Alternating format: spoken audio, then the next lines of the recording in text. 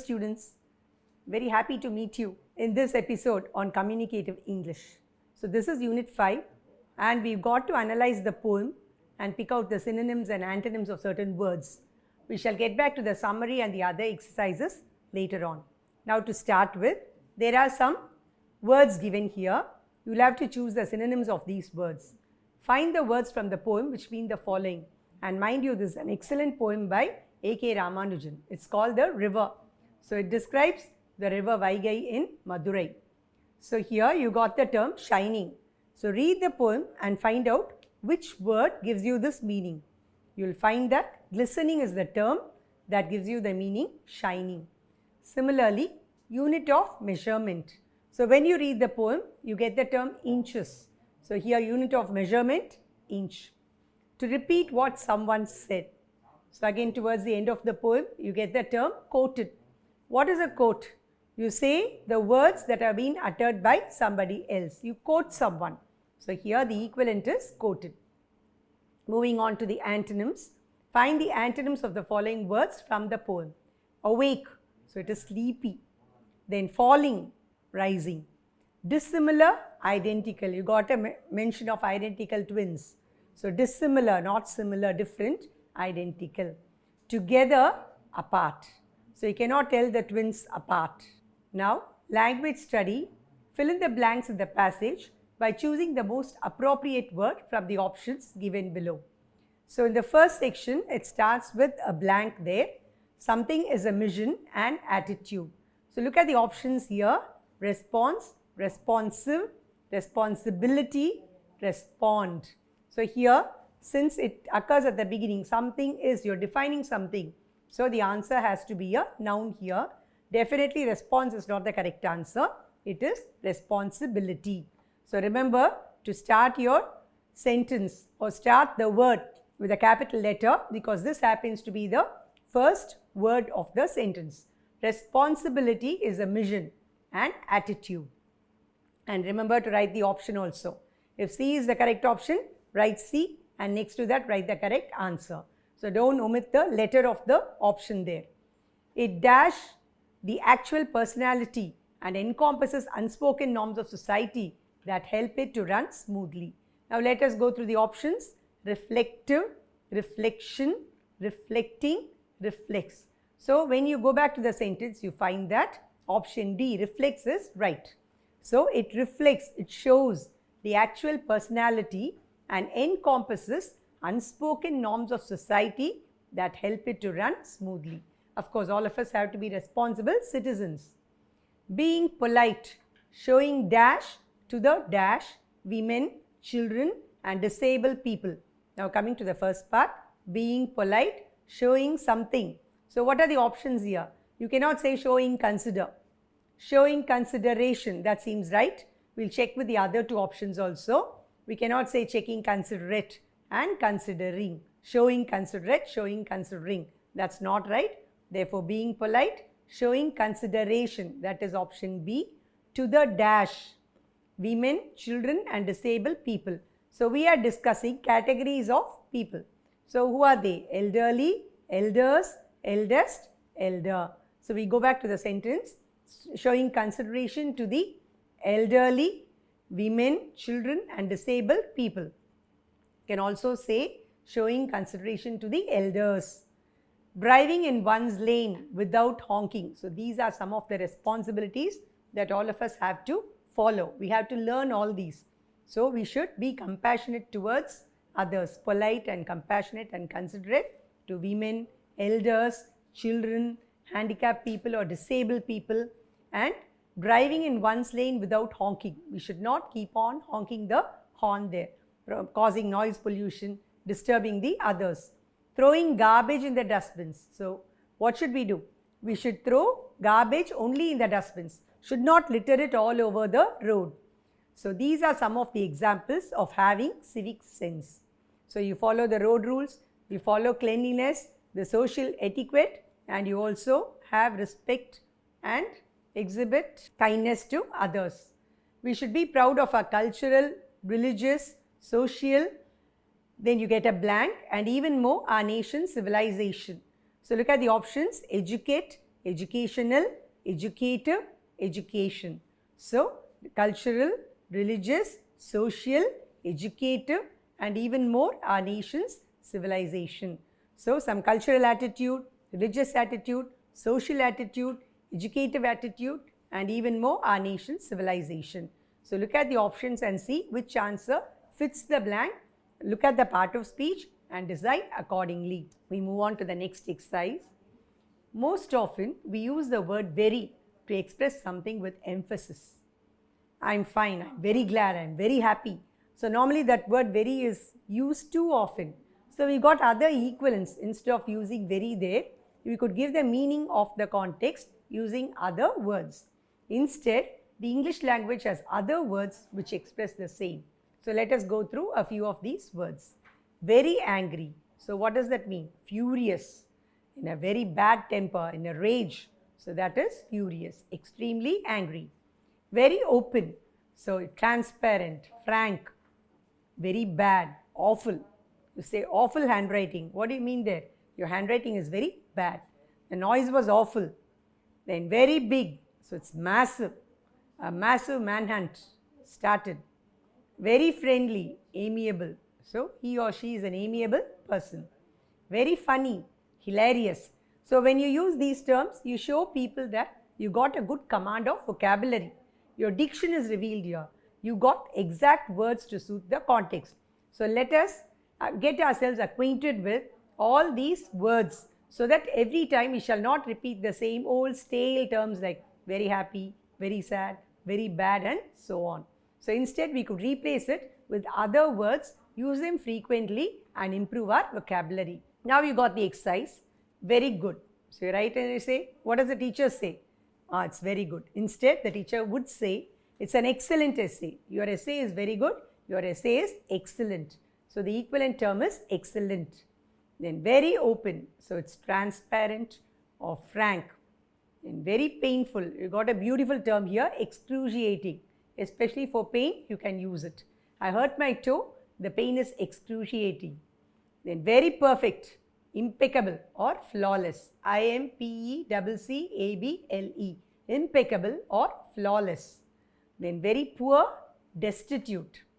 So, these are some terms that you could use. I got some more words here. Very intelligent. It could be smart, clever, brilliant. And very large. So, it is gigantic or vast, spacious. Then very shy, timid, meek. Very skinny. So, lean or lanky. Then very sorry, regretful, apologetic. Now, there is another exercise which asks you to supply a word. The word is given there. You got to choose the meaning and complete it. Now, supply a word or phrase for the following words. The first word is serene. What is serene? Very calm and peaceful. So, you fill in the blank with the word calm. Then stingy. Stingy is not spending money at all. It's very miserly. He is a miser. What does that mean? He does not spend money at all. Then obvious, very clear. Something is obvious, something is very crystal clear to you. Arduous. Arduous is very difficult, right? So, you undergo an arduous situation in your life, a very difficult period in your life. Then tedious. Tedious is tiresome. Tiring or tiresome, very tiresome. Thrilled. So, it's very excited. You're thrilled that you're going to visit your favorite hero, cricketer, whoever it is. So, you're very excited or you're thrilled to meet that person. And rare. Rare is something that is very uncommon. It's not common, it's very uncommon. Then colossal. Colossal is very huge. A big building. So, it's colossal. Archaic. Archaic is very old or outdated. You got certain words from Shakespeare, certain words we say that they are archaic. Then lethargic. Lethargic is very lazy. You should never be lethargic. So, learn these equivalents, children, so that you will show or exhibit your knowledge of the language there. Your vocabulary is vast. You know plenty of words that could replace these terms. Then, you got pairs of confusing words. So, this is again a very, very useful exercise. Here are some words that we often get confused with. Learn to use them correctly. After going through the table, it is given in the form of a table in your textbook. Frame sentences using the words given in the box. So the meaning is given in your text. We are going to make sentences using those words, looking at the meaning there. Now the first pair, affect and effect. So affect as a verb, it means to influence. So let us try a sentence there. We were affected by the disease. Or the floods affected normal life. Normalcy was affected by the floods. So that is affect. Then effect, it is the result or outcome. It is used in the form of a noun here in this context. So a sentence, the headmaster's speech had a wonderful effect on the mischievous boy. So instead of punishing the boy, maybe the headmaster called him, advised him, spoke to him, pointed out his mistake, and as a result, the boy reformed. So the speech had a wonderful effect on the erring boy or on the mischievous boy. Then the next pair, may, might. May, it expresses permission, possibility, or human interpretation. So a sentence, you may submit the assignment tomorrow. I am giving you a concession. You haven't yet completed it, so you may submit it tomorrow. My father may object to this proposal. So my father might raise an objection, or my father may express his displeasure. So you're surmising, you're guessing, possibility. My father may not like it. My father may object to this.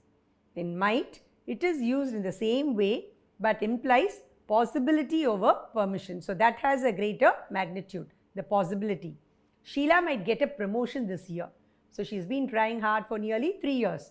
So this year, her attempts might turn out to be successful. So she might get a promotion. It might rain heavily today. So I'm predicting. So I'm pretty sure that it might rain today. Then few, few and less. Now few, an adjective that describes countable nouns. There are few apples left in the basket. Now mind you students, again there's a difference between few, a few, little, a little. So without the article a, the meaning is negative. Almost nothing. That is the sense conveyed by these words. Now there are few apples left in the basket. Maybe only 1 or 2. In a basket which contained 25 apples, there are few apples. Maybe 1 or 2. The meaning is negative. Only a few more questions are to be answered. So here this gives you an affirmative sense. So maybe 4 or 5 questions. If there are 10 questions, I completed almost 6. And therefore I got 4 more questions left. So a few, affirmative. Now considering less, it is an adjective that describes uncountable nouns. There is less water in the tank. So the level is lower. Then cite and cite. Mind the spelling also. C-I-T-E, cite. It is a verb. It means to mention or make reference to. He cited voraciously from many texts. He's read a lot, so he kept on citing quotes or examples from various texts. The speaker cited many instances from various sources. So there C-I-T-E-D, cited, recite, tell, say, quote. Whereas S-I-T-E, it is a noun. It means location. The site is very near the railway station. I plan to buy that site and it is very near the railway station. Now we got S-I-G-H-T, that is different. This sight sickens me, or this sight, the sight of your happy face fills me with joy. It was a pathetic sight, S-I-G-H-T, what you see. Or my eyesight is weak. There again the power of the eye. Now we got among and between. Among, it can be used to describe broad relationships when more than 2 things are involved. Remember children, when you discuss 2 things or 2 persons, their habit or attitude or some sort of sharing things, you use between. If it's more than 2, then it is among. The house is located amidst or among dense trees. The house is located among dense trees. So, in the middle of. Now, between, it is used to describe specific relationships involving only 2 things. There is no secret between the 2 friends. The 2 friends are very, very thick friends. Like you would have read in your general English, Balbin and Gresham, they were very thick friends. So there was no secret between them. So when you talk about 2 persons, it is between, more than 2 it is among. The property was divided among the 4 sons equally. The property was divided between the 2 brothers equally. Look at this pair, accept, accept. Very often we make mistakes while using these 2 words. Accept is to willingly receive. He accepted my gift with a smile. So he took it or he received it with a smile. Now, except is to omit or exclude. All the boys except Ram have left. So, only Ram has stayed behind. All the others have left. So, except Ram. Now, figuratively and literally. Figuratively is metaphorically. So, idioms are to be understood figuratively. So, when you say he beat me black and blue, so it means he beat me very badly. It's not that there was blue color and black color on the surface of my skin. So, idioms are to be understood figuratively, the inner meaning, the deeper meaning. Whereas literally, it describes something that actually happened. He literally intends to beat me. Suppose one of your friends threatens you saying, I'm going to beat you. So, don't think he's just telling it that way and going off. Sometimes he might really have the intention of beating you. So, he literally means it. So, he has the intention of beating you. I'm sure none of us would do it. Then, farther, further. Farther is used to literally describe matters of measurable distance. I cannot walk any farther. I'm very tired. So, my legs have started aching. I'm not able to proceed. So, I cannot walk any farther. Further is more figurative and is used for broader, general comparison. Do not ask me any further questions. Do not question me further. So, this is the limit. I cannot talk beyond this. So, do not question me further. You will be irritating me. I won't be able to answer you. Alternate and alternative. Very often, there's a very big confusion regarding these two words. Alternate, what does it mean? It is someone or something that serves in place of another. We get water only on alternate days. So, if I get water today, tomorrow I will not be getting it. Only day after I will be able to get it. Now, alternative, it is a second option that does not replace the first. If Ram doesn't come, the next best alternative is to invite Shyam. So, Shyam would replace this person. So, that is the other option or choice or alternative. So, don't make mistakes, students. Please go through all these confusing words, these pairs of words, understand the meaning thoroughly, and then practice writing sentences. Whenever you are free, you could refer to the dictionary and find out these meanings and try writing your own sentences so that you would become thorough with the usage. Now, after vocabulary, we just move on to the next section, that is the writing section. So, this is on page 108 of your textbook. We start with circular. Now, what is a circular? A circular is a piece of communication in writing aimed to give information to people concerned. So, it is meant for a certain set of people. You wish to communicate something. You wish to tell them something. You wish to give them instructions. You wish to inform them something. It is often treated as a message or notice and is very common with all institutions, offices, organizations, companies, government sectors, etc. Especially in a school, you would remember with joy that whenever there is a circular, it would be some information about a holiday or something else. So, a circular is normally sent in all these places. Now, you got a sample circular in your textbook. So, this is from Victory Higher Secondary School, Trichy. And the heading, circular. So, first the heading is written, circular. Then below that, the date of the circular, that is very, very important. You should know when it had been sent. So, 3rd September 2018. Then you got the number. The circular number is also equally important. Each circular bears a number. So, you got some number here, not 5. It is addressed to the parents, so P. Now, what does it say? Then the salutation. So, dear parent, who are you addressing it to? Dear parent. Then what is the subject of the circular? Mobile phones prohibited.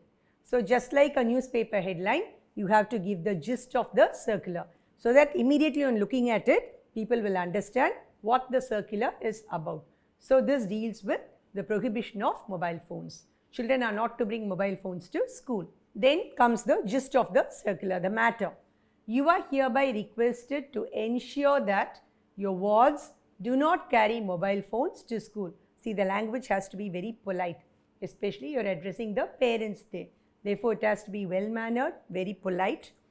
If students are found, at the same time, the severe action that would be taken by the school management when they find the students possessing a cell phone or having it in their possession.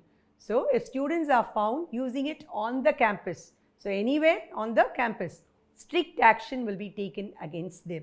Maybe it will be confiscated or some sort of a strict action. Kindly cooperate. So it is a gentle warning to the parents.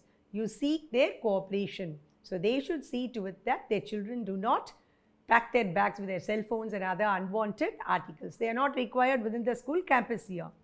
Then with regards, so of course a polite term there, with regards, then so and so headmaster. Then you got a note there, please be aware that mobile phone is prohibited in school. Why is the circular written?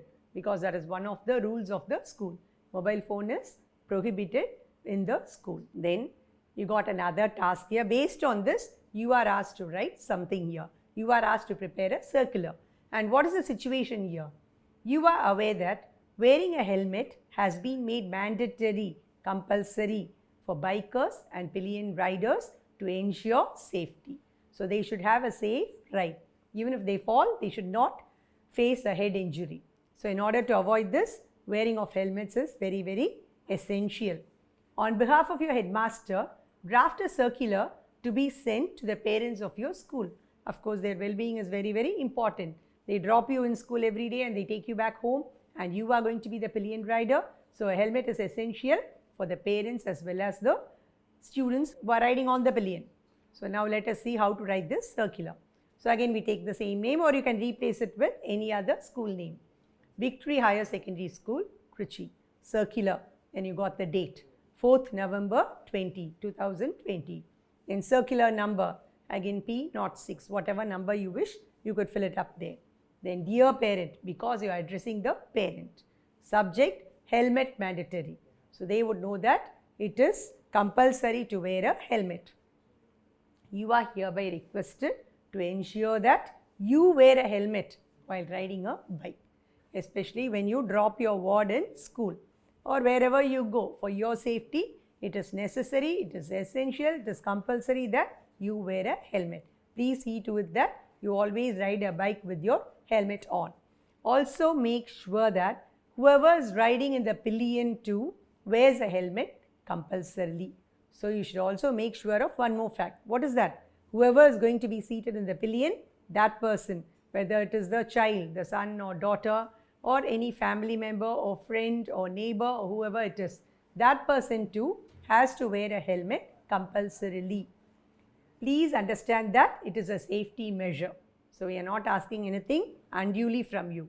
It is a safety measure so that you will not risk your lives. It is for you to safeguard your own life as well as the life of the pillion rider. And strict action will be taken against those who violate the rule. So that is the law. That is the order of the day. So police might catch you, police might penalize you for not wearing a helmet. So be aware of this fact that strict action, stringent measures would be taken if you do not wear a helmet while riding a bike. Kindly cooperate. So again, this is a polite, earnest request to the parents. With regards, headmaster. So that is how you word it. Now we move on to the next part.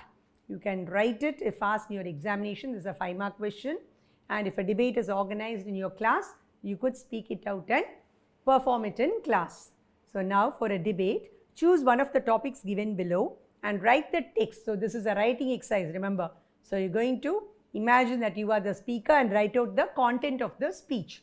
So write the text of speech for a debate in not less than 150 words. So it's going to be a debate, so for and against. Then you have a moderator who will finally arrive at a conclusion or a decision. Now look at the topic. The topics given in your textbook are very, very interesting, and they give you plenty of room for thought, creativity, imagination. And these are mostly day-to-day incidents, so you could attempt all these questions in a very casual and easy manner. Let us try something now. Teaching children the basics of life, like being compassionate, respecting elders, being responsible, etc. Is it the responsibility of teachers or parents? This is an excellent question. So, is it the teacher's duty to groom the child in a right manner, in a proper manner, teaching the child good manners, respect, compassion, showing compassion and consideration towards others, exhibiting responsibility, civic sense, all these. So, how would you do it? So, you could say, my opinion is that teachers play a crucial role in inculcating these habits in children.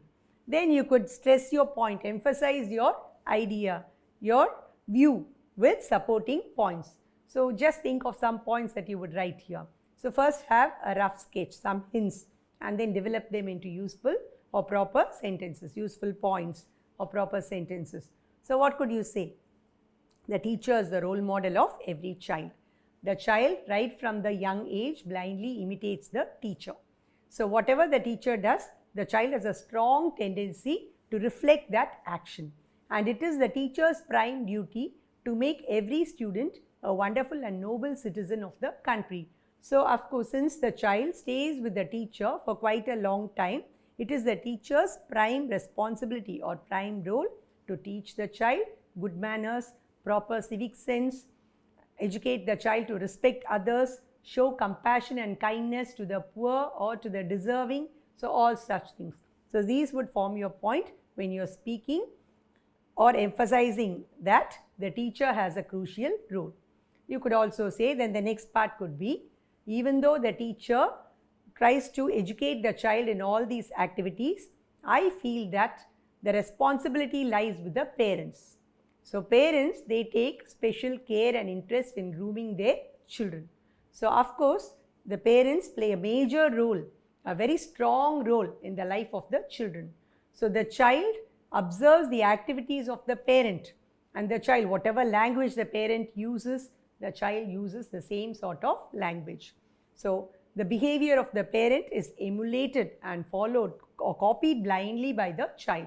Therefore, the parents ought to keep on educating their child to be kind and considerate to the elders at home, to people whom the child encounters outside in society, and then all the elders the child meets, and then having a sense of responsibility, like taking the books properly to school and bringing them back without losing them, then respecting the freedom and liberty of others in society, and so on. Then the moderator would come out with his or her judgment. So the moderator could say, so this role is a collective responsibility. So both the teachers and the parents have an equal role inculcating all these good habits in the child, because the child is frequently exposed to the activities of these two persons. These two in the sense, the teachers on one hand and the parents on the other hand. So if we are good citizens, definitely we will promote goodness in others. And especially the parents will teach values at home, and the teachers would teach good manners and proper sense in school. So this is how you could give a conclusion. So wish you all the best, students. Thank you.